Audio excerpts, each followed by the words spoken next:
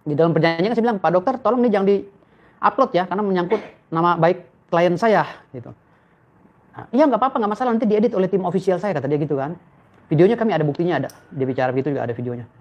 Nah ternyata, kok malah yang viral itu? Viral yang dia-upload oleh Dr. Richard Lee. Dr. Richard Lee yang masalah kemarin ya, masalah si Habib Jindan Al-Habsyi. Jadi sangat saya sayangkan ya, sangat gue sayangkan kenapa Dr. Richard Lee menunjukkan etika tidak baik kepada kita gitu. Padahal video tersebut itu dalam perjanjian kami dengan Dr. Richard Lee tidak boleh diunggah karena itu berbicara tentang pengetesan yang memang belum ada kesiapan kita untuk mengetes itu gitu. Dan kebetulan juga Habib Jindan Al-Habsyi juga kan memang orangnya takut dengan jarum suntik dari dulu. Dengan pelor dia nggak takut, dengan peluru nggak takut, dengan apapun nggak takut, tapi dengan itu dia takut gitu. Oke, kenapa Jindan itu takut, tapi kenapa dia nantangin? Ya dia nantangin kan, dia bilang dia tuh hanya takut pada jarum suntik. Dia nantangin, bukan nantangin orang se-Indonesia, dia hanya nantangin si pesulap merah, Marcel Radival gitu. Terus bagaimana Bang dengan somasi kepada Dr. Richard Lee? Saya udah somasi tadi sore, somasi terbuka. Ya kita lihat aja hari ini. Kalau memang enggak ya kita mengkaji nanti, sekira deliknya masuk kita laporkan ke polisi. Kita rencana lapor ke Polda. Motifnya apa Bang? Ya undang-undang ITE. Gimana kita, bisa diceritakan Bang? Makanya kita pelajari dulu kan gini. Pada saat itu kan kami diundang oleh si Dr. Richard Lee official untuk wawancara dengan Dr. Richard Lee. Lalu pada saat itu Dr. Richard Lee bilang dari ofisialnya mengirimkan pertanyaan-pertanyaan lah ya. Saya bilang pertanyaannya mana dulu, kan saya selalu gitu, pertanyaannya apa dulu. Mereka mengirimkan pertanyaan-pertanyaan, lalu kami, oh ya ini berkaitan dengan pesulap merah gitu kan. Lalu sesampai di sana ada semacam jeda ya, break ya. Ada semacam waktu untuk break, itu diisi oleh Dr. Richard Lee dan kami itu untuk lucu-lucuan lah gitu, untuk lucu-lucuan, untuk melakukan pengetesan, namanya kekeluargaan kan dia dengan narasi-narasi Dr. Richard Lee yang santun ya kan. Itu ternyata lucu-lucuan itu settingan Dr. Richard Lee ya, untuk mengelabui kami gitu. Jadi tema yang dikasihkan kepada kami, materi yang dikasihkan kepada kami untuk membahas masalah pesulap merah dengan laporan kami itu, jadi ngabur kemana-mana. Makanya di video itu, salah satu video saya sempat protes gitu loh. Coba kita substansional gitu. Apa yang kita bahas sekarang ini, jangan sampai ngelantur kemana-mana. Tapi kan Dr. Richard Lee terus. Di dalam perjanjian saya bilang, Pak Dokter tolong nih jangan di-upload ya, karena menyangkut nama baik klien saya gitu. Nah, iya nggak apa-apa, nggak masalah, nanti diedit oleh tim official saya, kata dia gitu kan. Videonya kami ada buktinya, ada. Dia bicara begitu juga ada videonya. Nah ternyata, kok malah yang viral itu gitu loh. Jadi wawancara saya dengan Dr. Richard Lee tentang polemiknya klien kami ya, organisasi dukun dengan si pesulap merah, jadi nggak ditayangkan begitu signifikan gitu loh. Malah yang muncul viral itu masalah Habib Jindan, masalah dia takut dengan jarum suntik gitu. Memang Habib Jindan dari kecil kan takut dengan jarum suntik. Kalau untuk yang lainnya dia boleh dites kan gitu. Oke Bang, Abang sudah somasi ya berarti ya? Sudah somasi terbuka tadi siang jam tanggal 17 jam 2 siang kalau nggak salah. Jam 2 siang saya share ke officialnya video somasi saya itu. Sejauh ini ada tanggapan nggak Bang? Mereka baca aja sih, mereka baca tapi mereka cuekin, nggak masalah. Karena kami kan sifatnya nanti akan jadi pelapor ya, yang dirugikan. Jadi ditanggapi atau tidak oleh mereka sama seperti kami melaporkan pesulap merah gitu. Mau ditanggapi, mau berdalil apapun mereka, mau berdalih apapun si pesulap merah, kami bodo amat gitu. Yang jelas prosesnya sudah masuk P1 sampai P2. Kami nggak permasalahkan itu. Oke Bang, mungkin saya minta bukti-bukti konkret pelaporan pesulap merah. Untuk pesulap merah kami laporkan dengan Undang-Undang ITE. Undang-Undang ITE, dugaan pelanggaran Undang-Undang ITE pasal 28 ayat 2, junto pasal 45A. Ini laporan kami di Polres Metro Jakarta Selatan dan sekarang sedang bergulir. Oke Bang, boleh dijelaskan kembali Bang, mungkin dasar melapornya apa aja Bang? Dasar melapornya adalah screenshotan pesulap merah di akun Instagram dan Facebooknya. Nah, beliau berstatement seperti ini. Jadi dengan narasi sesat ya, menurut kami narasi sesat yang menyatakan secara general bahwa dukun itu adalah cabul dan penipu. Ini narasi sesat yang dilakukan oleh dia. Ini sebagian kecil ya screenshot yang kami ambil. Karena tempos deliktinya itu pada saat itu, itulah yang kami ambil. Jadi setelah itu dia melakukan klarifikasi, dia berdalih bahwa kalimat itu bukan untuk dukun keseluruhan atau itu udah terlambat. Karena kita udah lakukan pelaporan. Gitu. Dia konsultasi kemanapun kami nggak ngaruh gitu. Artinya kami ngambil dari temposnya itu, waktu yang saat itu dia melakukan kejahatan. Gitu. Abang ini diminta oleh siapa untuk melaporkan pesulap merah? Saya minta oleh organisasi organisasi dukun Indonesia, Persatuan Dukun Indonesia, untuk melaporkan itu. Saya diberi kuasa oleh mereka dan memang saya kan di Kabiro Hukum Dukun Indonesia sejak dulu. Sejak zaman dulu saya memang sering menangani masalah perdukunan, gitu, kasus-kasus dukun. Mungkin pelaporan massal udah sejauh mana bang? Kalau pelaporan massal rencananya sih kami kemarin rencananya mau konfirm ya ke operasional bagian operasional Polres Metro Jakarta Selatan. Kami menanyakan sudah sejauh mana laporan kami gitu. Apakah sudah keluar sprindik atau apa gitu. Kita mau tahu juga gitu nantinya. Kita mau tahu melalui administrasi hukum sudah sejauh mana gitu. Oke bang, terus mengenai Gus Samsudin, katanya Gus Samsudin juga ikut dilaporkan. Gus Samsudin juga rencana kita mau laporkan karena ada beberapa orang yang melapor ke saya juga bahwa dia juga merasa dirugikan ya. Tetapi sejauh ini kami analisa deliknya belum masuk tuh. Belum ada delik yang mengena ya, khususnya delik pidana itu. Belum ada untuk Gus Samsudin. Emang ini melaporkannya dengan maksudnya kasusnya apa nih bang? Apakah dia merasa tertipu dengan Gus Samsudin atau gimana? Ya mungkin seperti itu gitu loh. Dugaan penipuan dan ya mungkin penggelapan uang juga seperti itu. Tapi kan tidak masuk. Setelah kami kaji, Gus Samsudin ya tidak bisa dikategorikan menipu dan penggelapan uang gitu. Kata abang ada 3 orang. Emang ketiganya itu sama dengan kasus yang sama apa berbeda-beda? 3 orang mana? Ketiga orang korban yang akan melaporkan Gus Samsudin. Ya sama aja, sama kasusnya karena mereka kecewa berobat di situ misalnya gitu. Mengeluarkan uang yang besar ya, saya bilang nggak bisa kalau kamu udah akad berdua ya mana bisa dituntut gitu. Jadi deliknya belum masuk. Tapi katanya di Jawa Timur sana ada orang yang sudah melaporkan Gus Samsudin. Iya, di Jawa Timur itu kalau untuk lapor Gus Samsudin tidak, tapi tadi siang Persatuan Dukun Indonesia melaporkan kembali si pesulap merah. Ya, si Marcel Radival ini dilaporkan kembali oleh Persatuan Dukun Indonesia di Jawa Timur, perwakilan Jawa Timur. Itu dengan pasal yang berbeda. Di situ Dumas ya. Bukannya STTLP yang keluar tapi Dumas. Biasa kalau di Bali dan Polda Jawa Timur kan biasa keluarnya Dumas dulu. Dumas itu apa bang? Pengaduan masyarakat. Jadi orang datang ke sana dianggapnya bukan laporan dulu. Dumas masih dalam tahap penyelidikan. Ketika deliknya masuk jadi naik ke tahap pembuatan surat laporan gitu. Terus bang rencana ke depannya nih setelah laporan kan ini kan belum diperiksa ya bang ya pesulap merah. Mungkin rencana abang apa lagi selanjutnya? Kalau diperiksa pesulap merah sih saya rasa jauh ya, masih jauh. Karena sekarang ini kan saksi-saksi pelapor juga belum dipanggil kan gitu. Rencananya itu yang saya bilang tadi saya mau mempertanyakan bagian operasional Polres Metro Jakarta Selatan sudah sejauh mana surat kami itu gitu loh. Apakah sudah ada surat pemanggilan untuk para saksi-saksi gitu. Setelah saksi-saksi kami 2 orang ini dipanggil untuk diperiksa, mungkin setelah itu baru pesulap merah dipanggil. Ya sekitar 2 minggu inilah. Mudah-mudahan 2 minggu, seminggu 2 minggu ini akan bergulir. Saksi-saksi ini siapa aja bang? Saksi-saksi ini ya dari dukun itu sendiri. Siapa aja bang? Boleh disebutin bang? Dari kawan-kawan dukun itu sendiri. Saksi-saksinya kemarin disebutkan di sini. Ada saudara Dika Ramadan, Raden Raka, KGPH Eko Gunarto. Itu saksi, saksi dari dukun-dukun itu ya. Dukun itu sendiri. Ya. Mengenai Dr. Richard Lee, abang mengharapkan apa dari Dr. Richard Lee setelah somasi? Ya kita lihat klarifikasi dia gitu loh. Kenapa dia menayangkan video yang harusnya tidak ditayangkan gitu loh. Kenapa pembahasan tentang pesulap merah yang pada saat itu kita sepakati kenapa tidak ditayangin gitu loh. Kenapa yang ditayangin malah aib ya, menurut saya aib dari Persatuan Dukun. Ini merugikan secara materi maupun imateri. Oke bang, abang udah sempat berkomunikasi secara pribadi melalui WhatsApp atau bagaimana bang? Sudah dengan ofisialnya udah. Karena saya nggak tahu nomor Richard Lee. Tanggapannya gimana dari officialnya? Dibaca aja. Dibaca aja? Ya, WhatsApp saya dibaca aja. Jadi kami juga nggak mau pusing gitu. Karena ini pidana bukan perdata, jadi kami laporin aja gitu. Kalau besok kajian hukum dari law firm saya, ini rekan-rekan kami ini bilang, kalau menurut saya masuk gitu kan. Tapi kalau kata rekan-rekan saya belum masuk ya kami lihat nanti. Oke bang, mungkin masalah ini pro dan kontra ya bang. Tanggapan abang gimana nih? Tanggapan saya tentang berita pro dan kontra ini kan banyak yang mengatakan bahwa kenapa harus dibawa ke jalur hukum.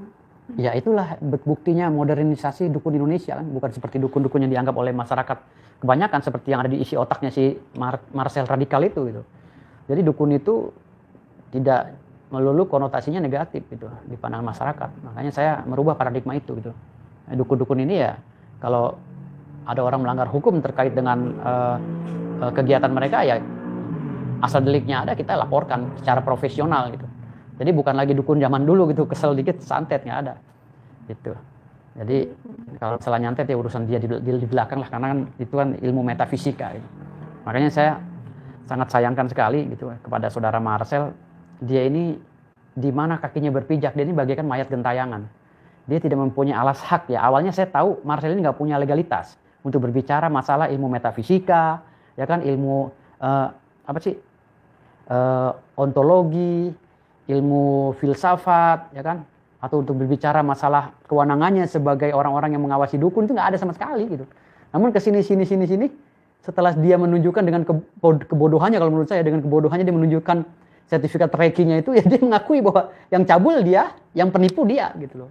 Sertifikat Reiki itu apa? Sertifikat Reiki itu sertifikat yang dikeluarkan oleh lembaga untuk melegalkan seorang dukun atau ahli supranatural gitu. Karena di dalam Kamus Besar Bahasa Indonesia ini pemahaman tentang dukun itu penjabarannya ada 12 klasifikasi kan gitu. Ada dukun beranak, dukun urut, dukun patah, dukun terawang, dukun cenayang, ada dukun santet ya, ada dukun macam-macam dukun, 12 dukun gitu. Di sini juga termasuk dukun-dukun alternatif ini, pengobatan alternatif ini masuk dalam Kamus Besar Bahasa Indonesia. Bahkan di Undang-Undang Nomor 36 tahun 2009 itu ada di pasal 59 sampai pasal 62, ada di pasal 49, ada di pasal 1 angka 16, itu dijelaskan tentang pengobatan alternatif ya. Baik yang berkaitan dengan alternatif tradisional ya sejak zaman dulu maupun yang sekarang gitu. Jadi tidak ada celah untuk Marcel Radival ini menjustifikasi semua secara general ya dukun itu. Jadi bahasa dia tentang dukun ini adalah penipu dan cabul gitu, bahwa dukun ini juga dukun santet itu tidak ada, dia tidak percaya dengan santet apa segala itu, ini sangat bertentangan dengan keilmuan yang ada di Indonesia. Kita tahu ada ilmu filsafat ya yang menjawab semua pertanyaan-pertanyaan tentang alam semesta, tentang kehidupan kita gitu loh. Ada ilmu ontologi gitu. Ada ilmu ontologi yang mendampingi ilmu metafisika tadi gitu. Apa sih ilmu ontologi itu gitu? Kegiatan-kegiatan yang mengkaji tentang kehidupan yang nyata dan tidak nyata kan gitu. Ada namanya epistemologi juga gitu kan. Jadi epistemologi juga yang berkaitan dengan sains gitu. Jadi dia berdiri di keilmuan yang mana? Si Marcel Radival ini itu. Kalau memang dia orang sains, bukti sainsnya mana? Sertifikasinya mana? Gitu. Apakah udah ada riset yang dilakukan oleh si Marcel Radival? Kan belum ada. Dia hanya dapat sertifikat Reiki Asia katanya, yang kita nggak tahu kantornya di mana, siapa yang ngeluarin, siapa yang tanda tangan, kan nggak ada juga, gitu loh. Makanya saya bilang tadi di sini, kalau seandainya dia mengaku bahwa saya punya sertifikat Reiki, oke, berarti kamu punya hak, tetapi hak sebagai dukun, bukan untuk mengkoreksi dukun, gitu loh. Kecuali kamu udah masuk dalam LSM kita ini, LSM kita punya hak untuk mengkoreksi dukun-dukun yang palsu atau cabul atau penipu tadi. Makanya saya bilang tadi, si Marcel ini bukan pesulap, dia ini dukun, dan dia lagi ngata-ngatain dirinya sendiri itu. Contoh, dia bilang dukun itu adalah cabul. Ya dia sendiri berbuat cabul. Ada videonya saya pegang. Dia menghipnotis istri orang di hadapan cowok itu kan. Lalu cewek itu dipangku oleh dia, dipeluk dengan mesranya. Apakah itu perbuatan yang dibenarkan? Tidak kan? Apalagi kita ini menganut adat ketimuran kan gitu. Jadi di sini Marcel ini ingin merasa dirinya benar. Ternyata Allah membalikkan semuanya menjadi dialah yang tertuduhnya sekarang ini kan gitu. Dia yang bilang dukun itu penipu, ya dia juga, karena dia kan mempunyai sertifikat Reiki itu kan dukun, gitu. Kalau menurut saya Reiki itu dukun, gitu. Reiki itu adalah orang-orang yang supranatural yang punya kelebihan khusus yang disertifikasi karena dia mendapatkan pendidikan khusus, gitu. Reiki itu. Jadi cabang keilmuannya juga kita apakah dia ini epistemologi atau dia ini orang ontologi atau dia orang filsafat, kita belum tahu. Makanya saya bilang tadi di sini dia dibagikan mayat gentayangan. Tapi untuk sementara ini saya okein lah. Dia ini dukun karena dia punya sertifikat Reiki gitu. Oke, untuk sebentar nih. Tapi kita selidiki dulu Reiki ini palsu atau asli kan gitu. Kantornya di mana? Gitu loh. Sertifikat Reiki ini siapa yang tanda tangan nih? Apakah ada orang Reiki yang berstatement untuk membenarkan sertifikatnya Marcel? Kan belum ada sampai sekarang. Dia hanya menunjukkan ini Reiki saya loh, Asia Tenggara segala. Belum ada yang perlu diselidiki juga kan gitu. Makanya saya bilang tadi di sini Marcel Radival ini harus keluar. Dia harus menjabarkan itu semua. Harus menjelaskan sertifikatnya dapat dari mana. Harus menjelaskan ke publik gitu loh. Dan dia bilang bahwa ilmu metafisika ya atau ilmu santet itu tidak ada, misalnya kan, nah, dia harus mengeluarkan itu hasil penelitian dia, riset dia apa, sertifikasinya apa, sains dia apa, gitu. Dasarkan keilmuan apa dia. Sementara filosof-filosof yang ada di Indonesia atau di dunia ini sejak zaman Aristoteles sampai sekarang itu belum berani mengatakan tentang alam goib, gitu loh, tentang ilmu metafisika. Belum ada satupun filosof yang ada di dunia atau di Indonesia yang berani menyatakan bahwa goib itu bisa bisa dipatenkan, gitu loh. Karena masih ngambang sampai saat sekarang ini tentang ketuhanan. Di ilmu teologi juga begitu. Tentang ketuhanan itu berkaitan dengan filosofi, ilmu ontologi dan lain-lain. Dan kalau penjabaran ilmu ontologi itu tidak bisa kita jabarkan bahwa ini kembang. Tidak berhenti sampai di sini. Gitu loh. Harus dibuktikan dengan saintifikasi tadi. Dibuktikan ini kembang ini siapa yang buat, ini pabriknya di mana, dan yang menciptakan pabriknya siapa, bahan baku pabriknya dari mana. Itu panjang ontologi itu. Apalagi model kayak si Marcel gitu kan. Gitu loh. Dia cuma udah punya sertifikat Reiki, ya, lalu berani menjustifikasi dukun, gitu loh. Dan ngomongnya ngaco kemana-mana, ngelantur gitu, bagaikan orang-orang yang udah paling ahli banget, melebihi Aristoteles, gitu. Makanya saya bilang tadi di sini, si Marcel harus berhati-hati, karena cabang keilmuan di Indonesia ini banyak. Jangan sampai dia mengkup semuanya, dijadikan satu dalam pemikiran dia yang agak sedikit bodoh, menurut saya agak sedikit keliru, lalu dijabarkan di tengah masyarakat yang bodoh pula. Nah akhirnya ini semuanya di ngalor ngidul kemana-mana, gitu. Jadi ini bukan edukasi namanya, tapi menyebarkan kebodohan dan pembodohan. Yang ini harus diawasi oleh masyarakat Indonesia dan harus benar-benar dikritik gitu. Karena anggota DPR RI saja sekarang ini sedang merancang RKUHP ya tentang perbuatan orang yang mencelakai orang melalui goib. Gitu loh. Sampai sekarang belum ditemukan bagaimana caranya mereka bisa mengetuk palu itu nanti dan bisa menjabarkan secara spesifik ilmu ontologi tadi. Gitu. Jadi jangan sembarangan dalam berstatement, karena di sini banyak orang yang mempunyai disiplin keilmuan yang berbeda-beda. Jangan digabung menjadi satu jadi blunder nantinya. Makanya saran saya pada Marcel ini harus hati-hati, gitu. Harus hati-hati dalam berstatement. Gitu. Saya aja berstatement dalam media sosial ini berhati-hati juga gitu loh. Bicara kalau tidak ada dasar hukumnya. Nah, kalau saya bicara masalah si Marcel Radikal ini dukun cabul ya, diduga dukun cabul atau dukun penipu, ya benar orang dia ada dukun. Yang ngatain dukun cabul dan penipu itu kan dia sendiri. Berarti dia penipunya, dia dukunnya. Kenapa saya bilang saya duga dia ini penipu ulung? Ya penipu yang dimaksud dengan Marcel ini adalah Marcel. Kenapa saya bilang si Marcel ini penipu? Karena dia menjabarkan semua trik-trik penipuan dengan detail dan sangat profesional. Yang tidak dapat dilakukan oleh penipu pemula. Gitu. Kan ini trik penipuan, tipuan. Kayak Chris pakai baterai, ya kan itu penipuan. Kayak ini, kayak itu ya kan yang dia menjabarkan secara spesifik. Gitu loh. Metodologinya pun masuk akal. Makanya saya bilang dari sini, ini sangat menjelaskan karakter Marcel sesungguhnya. Kalau menurut saya, gitu loh. Ini pendapat saya. Artinya di sini, Marcel yang berbicara, Marcel yang mengatakan, Marcel yang menjustifikasi, dan korbannya adalah Marcel. Karena dia dukun, dia punya sertifikat Reiki. Walaupun tadinya saya anggap dia adalah mayat gentayangan yang nggak punya alas hak. Gitu. Untuk sementara ini saya okein dulu. Saya okein dulu si Marcel. Gitu. Saya okein dulu dia sebagai dukun. Walaupun tim tim Intel ya dari Persatuan Dukun ini sedang menyelidiki itu, gitu. Gitu. Oke, mungkin kita kembali lagi ke Dr. Richard Lee. Sekarang kan videonya sudah beredar luas, bahkan sudah ditonton sama orang 2 juta kali ya. Iya. Itu gimana nih? Kalau kedepannya ini akan permintaan abang sendiri video itu mau diapain? Mau dihapus atau gimana? Ya kita minta besok, kan kita rapat dulu. Tapi somasinya saya sudah somasi tadi awal melalui video. Saya bilang sama mereka, somasi sudah saya kirimkan, ya kalian itu tinggal jawab. Kenapa video itu ditayangkan? Kalau dia tidak menjawab, berarti kita masuk ke materi pendalaman delik tadi, gitu. Materinya adalah ya pelaporan. Tujuannya pelaporan gitu. Oke, mungkin maksudnya mungkin ada tambahan kasus baru ya bang ya? Mungkin nanti bisa jadi Dr. Richard ketika besok menurut rekan-rekan saya ya di law firm Firdaus OWS ini katanya, oh ini masuk bang deliknya, kita laporan ke Polda Metro Jaya gitu. Tergantung besok. Berarti Dr. Richard kita laporkan gitu ke Polda Metro Jaya. Oke bang, mungkin harapan untuk kasus Marcel dulu nih. Ya. Gimana ke depannya? Ya harapan saya untuk Polres Metro Jakarta Selatan segera memanggil semua para saksi, saksi pelapor dan saksi terlapor juga harus dipanggil segera biar benar-benar terwujud ini agar tidak membias kemana-mana gitu. Sehingga orang-orang yang berilmu tetap berilmu, jangan sampai karena kebodohan seseorang jadi negara ini kacau.